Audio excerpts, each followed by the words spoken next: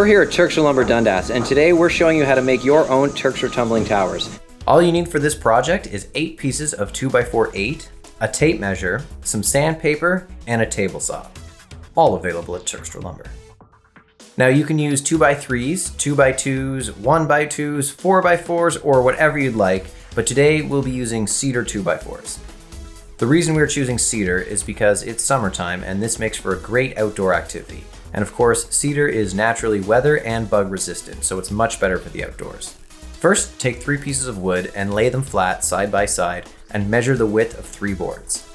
This will be the length that you need to cut each block to, so that all the edges and sides will be square when you set it up. After you've cut each block, sand all the freshly cut edges so that the blocks slide more smoothly. We are going to add one more finishing touch to ours today. Kids, don't try this one at home.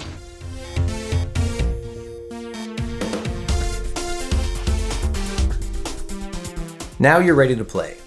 Stack them in alternating layers of 3 using your last few blocks to help make the edges flush. Place the last few pieces carefully and you're ready to go. And there you have it. That is how you can make your very own Turkstra Tumbling Towers. And Turkstra Lumber has everything you need. It's time to play.